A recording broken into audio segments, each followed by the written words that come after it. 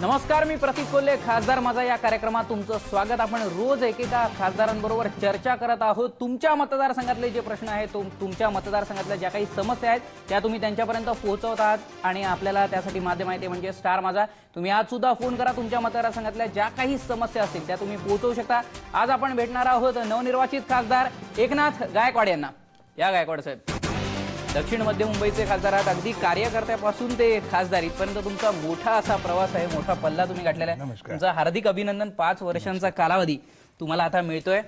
एक सगळ्यात महत्त्वाची गोष्ट म्हणजे 5 वर्ष आधी तुम्ही खासदारपद भूषवलेलं आहे, त्यामुळे या भागातल्या ज्या काही समस्या असतील त्यांच्यापासून तुम्ही परिचित आहात. काही महत्त्वाची कामं सुद्धा तुम्ही सुरू केलेली असतील. तुम्हीच एका ठिकाणी म्हटलेलं आहे की अपूर्ण राहिलेल्या कामांना प्राधान्य हा तुमच्या सगळ्यात सुरुवातीचा काम असणार आहे. तर आता कोणकोणते असे प्रकल्प आहेत जे आता पूर्णत्वाला येतील?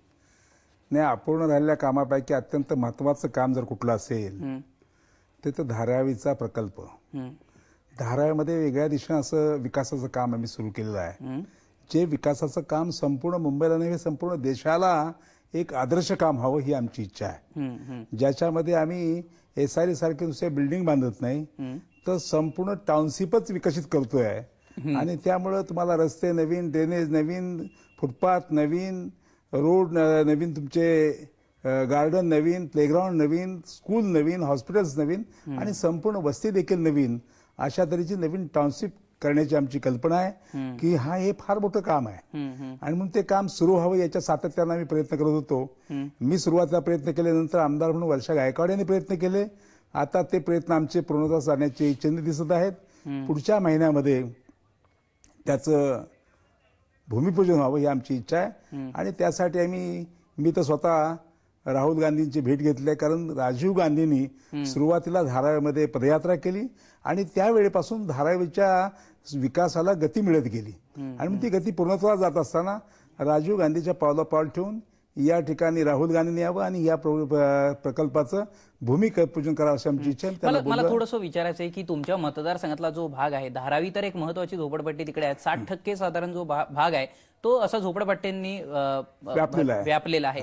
तर मला असं म्हणायचं होतं की धारावीचा हा कायापालट करण्यासाठी जो तुम्ही आता प्रयत्न करताय, काही अडचणी यामध्ये येत आहेत? अडचणी येतातच. त्याच्यामध्ये अडचणी अशा आहेत की काय काय अडचणी ह्या राजकीय, अनेकदा सांगितलं होतं की निधीच्या अभावी कामं अडतात. निधीच्या अभावी नाही काम अडत. तो प्रकल्पच असा आहे की स्वयं निधी जनरेट त्यातून होणार आहे आणि त्यातूनच आता आपण प्रकल्प घेतो. आता SREच्या योजना देखील त्या प्रकल्पातूनच निधी निर्माण होतो आणि त्यातून काय निधीचा प्रश्न नाही. प्रश्न इथं जे आहे ते राजकीय अडचणी निर्माण होत आहेत. अच्छा. आणि त्या राजकीय अडचणी तोड देत ते लोकांना समजावत लोकांमध्ये गैरसमज करण्याचे प्रयत्न करतात. पहिला गैरसमज असा केला की धारावीतल्या सगळ्या लोकांना मालवणी किंवा टॉम्बेला नेऊन टाकणार आहेत, मुंबईच्या बाहेर नेणार आहेत. हा पहिला गैरसमज केला काही लोकांनी, मित्रांनी, विरोधी राजकीय पक्षांनी. आम्ही तो समज दूर केला किंवा असं काही होणार नाही.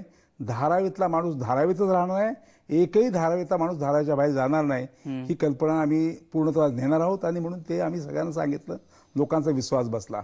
दुसऱ्या वेळा त्यांनी सांगितलं की सगळी जी धार्मिक स्थळं आहेत, मंदिर आहे, मस्जिद आहे, गुरुद्वारा आहे, चर्च आहेत, ही सगळी धार्मिक स्थळं काढून टाकणार आहेत. अशा तऱ्हेने, कारण शेवटाला मानवाच्या धार्मिक भावना ही अत्यंत कोमल असतात. धार्मिक भावनेप्रती त्याचं एकदम आदराची भावना असते आणि मग त्याच्यातच काहीतरी कुठं करायचं. हा सगळा कायापालट करत असताना तुम्ही याचा विचार करणार आहात की कोणताही धारावी मधला जो माणूस आहे तो दुखावला जाणार नाही, हा सगळा तुम्ही विचार केलाय? साधारण किती वर्षांचा कालावधी लागेल हा सगळा कायापालट व्हायला? माझ्या मते हे 5 ते 7 वर्षामध्ये व्हायला पाहिजे.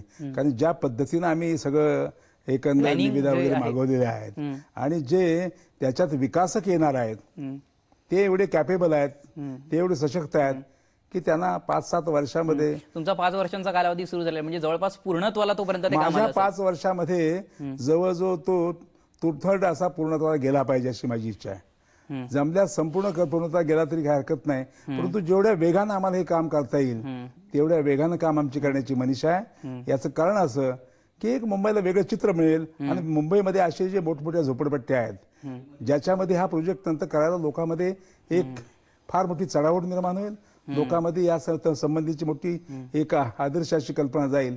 हा आमचा त्यामध्ये अधिक FSI आम्ही देणार गावठाणांसाठी असं सुद्धा तुम्ही म्हटलेलं आहे. तर ते सगळं जे आहे आपण धाराविषयी निगडीतच आपण बोलतो. तर नाही, मी धाराविषयी नाही, पुऱ्या मतदारसंघाशी निगडीत बोलतो. जवळजवळ मला तर 17-18च्या पेक्षा जास्त